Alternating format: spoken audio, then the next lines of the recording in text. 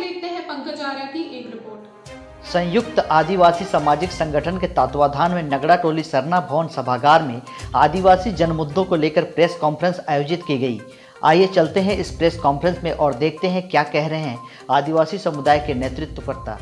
पंकज आर्या की पूरी report Arya news Jharkhand खबर आप तक। गंभीर 3 मुद्दाओं को लेकर के बैठक हुई है, जिसमें CNT एक्ट में थाना क्षेत्र की बाध्यता को समाप्त करने को लेकर के, ताकि झारखंड के लोग पूरे झारखंड राज्य में कहीं भी जमीन खरीद सके और लोग बच सकें। और दूसरा है आदिवासियों की जाति प्रमाण पत्र के संबंध में। यह जाति प्रमाण पत्र एक बार अगर बन जाए तो वो हर काम में, चाहे स्कूल के काम में या स्टाइपेंड फॉर्म भरने के काम में या इंटरव्यू के लिए फॉर्म भरने के वैकेंसी के समय, या आप जब एग्ज़ाम पास हो जाते हैं नौकरी में जाइएगा उस समय, हर काम के लिए एक बार बन गया तो वह मान्यता होना चाहिए। और एक बार जाति प्रमाण पत्र बनने से वो जीवन भर उसका मान्यता रहना चाहिए। इस विषय को लेकर हम लोग सरकार से मांग कर रहे हैं। साथ ही जाति प्रमाण पत्र बनाने में जो खतियान और आदिवासियों के लिए 1950 का डीड मांगता है, जो कट ऑफ डेट 1950 का है, उसे 2000 ईस्वी सन करना चाहिए, जब से झारखंड अलग राज्य बना।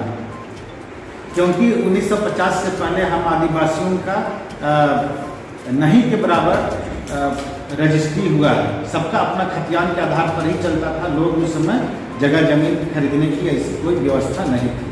ठीक है कि लोग खरीदता नहीं था, रजिस्ट्री नहीं करा पाता, तो आदिवासियों को कोई फायदा नहीं है 1950 का कट ऑफ डेट रख करके। इसलिए झारखंड अलग राज्य जब बना 2000 ईस्वी से, तब का कट ऑफ डेट होना चाहिए जाति और आवासीय प्रमाण पत्र, आय प्रमाण पत्र बनाने के लिए। और तीसरा मुद्दा है कि जब कोई महिला गैर आदिवासी पुरुष से विवाह करती है तो उसका अधिकार समाप्त हो जाना चाहिए। और कोई पुरुष, आदिवासी पुरुष गैर महिला से शादी करता है तो उसको भी आदिवासी का लाभ नहीं मिलना चाहिए। इस पर बहुत सारे लोग कन्फ्यूजन हैं। मैं इस पर बतला देना चाहता हूँ कि यदि पुरुष गैर आदिवासी महिला से शादी करती है तो उसके बच्चों को आदिवासी का लाभ मिलेगा।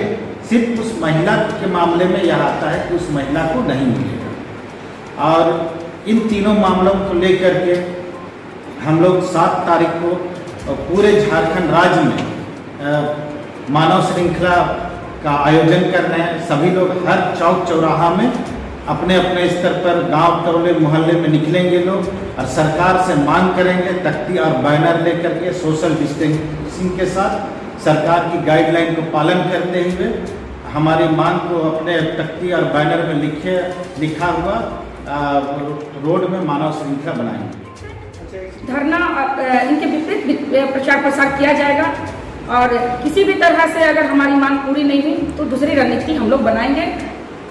अच्छा, एक बात बताइए कि पिछले सरकार जो रही उसको जो है हम जो यहाँ की जनता है उनको खारिज किया, उनके खिलाफ में वोट दिया वर्तमान की सरकार है। और वर्तमान की सरकार में भी आपको आवाज़ उठाना पड़ रहा है। और इस सरकार में भी अगर आपकी मांगों को नहीं माना गया तो फिर आने वाले समय में आप क्या करेंगे? फिर तो वही होगा कि आप बीजेपी और जो पूर्व में सरकार थी उसको वोट देंगे। फिर तो इस तरीके का जो है उसके लिए क्या आप लोगों ने कभी आकलन किया कि आगे किस तरीके से आप लोग रणनीति होगी? यह भी दुख के साथ कहना पड़ रहा है, पूर्व की सरकार ने जो आदिवासी मूलवासी को छला, परिस्थितिवश उसी कारण यह सरकार बना है। और अभी भी ये सरकार की तरफ से आदिवासी मूलवासी समाज की जो भी भावनाओं हैं उसको कदर नहीं करते हुए ये पूर्व की सरकार की जैसा ही रवैया अपना रही है।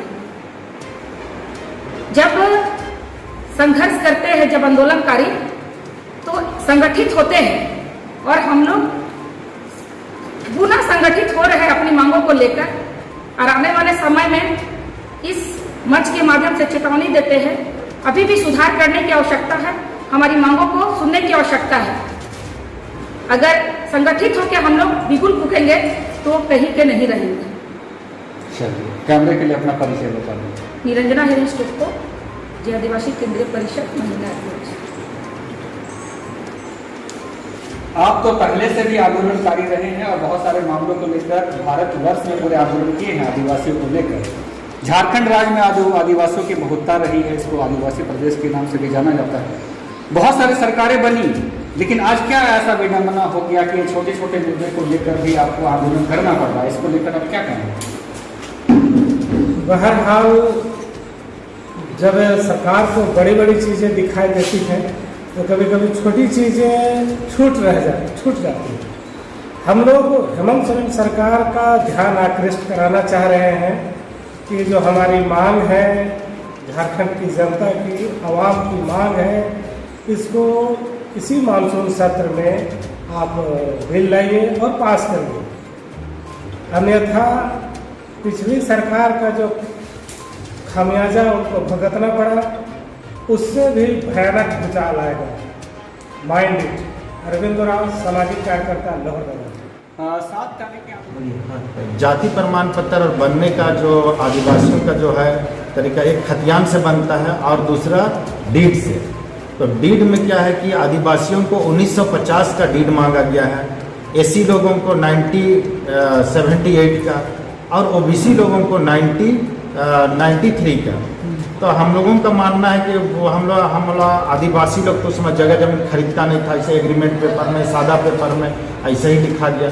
लेकिन इधर जैसे झारखंड अलग राज्य बना, या तो इससे कुछ साल पहले 10-20 साल पहले ही लोग बसे हैं, तो झारखंड राज्य जब से अलग हुआ, इसका कट ऑफ डेट 2000 ईस्वी होना चाहिए, ईस्वी सन होना चाहिए। 2000 से पहले का जो भी रजिस्ट्री पेपर कराया है, डीड कराया है, उससे भी जाति आवासीय बनना चाहिए।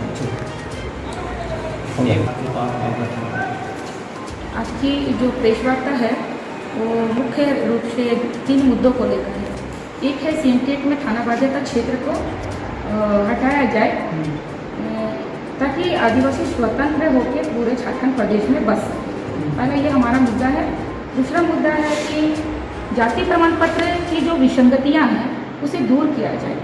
जाति प्रमाण पत्र में देखा जा रहा है कि शैक्षणिक कार्य के लिए आपका CO का मांगा जाता है और फिर नौकरी के लिए अगर देखा जाए तो SDO का मांगा जाता है। फिर नौकरी के बाद जॉब लगता है तो उस समय फिर DC का बनाया जाता है। जो कुल में हम जन्म लेते हैं उसी कुल में हमारा मृत्यु है, तो 3 बार क्यों हम लोग को जाति प्रमाण पत्र मांगा जा रहा है? और जाति प्रमाण पत्र में बहुत बड़ी समस्या है कि 15 दिन में माननीय मुख्यमंत्री जी बोले कि जाति प्रमाण पत्र 15 दिन में बन जाएगा, लेकिन यहाँ पर जो इमरजेंसी वाले हैं उनका 15 दिन में बनता है और आम लोगों का, आम पब्लिक का बनता नहीं है। हम लोग डिमांड करते हैं जो विसंगतियाँ है, अगर इमरजेंसी वाला कम से कम 2-3 दिन में ही बने, सप्ताह भर में, क्योंकि वो बहुत अहम रहता है लोगों के लिए। और जो 15 दिन में जो हम लोग का बनता था पहले, हम लोग सारे बनाने के समय 15 दिन में ही बनता था, तो अब क्या परेशानी उत्पन्न हो रहा है कि हम लोग का महीना भर लग जाता है, 4 महीना लग जाता है, 5 महीना, और बाद में बोला जा रहा है कि रिजेक्ट जब होता है उस समय समस्या आता है कि रिजेक्ट हुआ। हम लोग जाते हैं प्रज्ञा केंद्र में, पूछते हैं कि कहाँ किस कारणवश रिजेक्ट हुआ, तो वो बता पाने में असमर्थ है। यहाँ पर त्रुटियाँ बहुत सारी है, इनको हम लोगों को दूर करना है। तीसरा मुद्दा है अनुसूचित जनजाति महिला अगर गैर अनुसूचित जनजाति पुरुष से विवाह करती है तो हमारा जो अनुसूचित जनजाति का लाभ से उन्हें वंचित किया जाए। यहाँ समस्या उत्पन्न ये हो रहा है कि वैसी ही महिलाएं जो गैर आदिवासी से शादी करती, सरपंच, मुखिया या और भी विधायिका जैसे क्षेत्रों में आती है, वैसी ही महिला जो अपना गोत्र का इस्तेमाल करके पूरे अपने वंश को लाभ देती है, वैसी ही महिला के माध्यम से भूमि का हस्तांतरण होता है। तो ये सारी विसंगतियाँ हैं जो गैर आदिवासी पुरुष से शादी करने के बाद उत्पन्न होता है। तो हम लोग चाहते हैं कि अनुसूचित जनजाति के लाभों से वंचित किया जाए। अंतर्जातीय विवाह के लिए हम लोग इसमें हम लोग कोई भी अपने हस्तक्षेप नहीं कर रहे हैं, लेकिन वो अपने मन से अगर शादी करते तो उस गोत्र का उस लाभ से वंचित किया जाए। निरंजना गिरीश गुप्तो, जो आदिवासी केंद्रीय परिषद संयुक्त आदिवासी सामाजिक संगठन के महासचिव। धन्यवाद। आर्या न्यूज झारखंड खबर आप तक में आज के लिए इतना ही। कल फिर मिलेंगे एक ऐसी ही सच्ची और प्रामाणिक खबर के साथ। तब तक के लिए नमस्कार।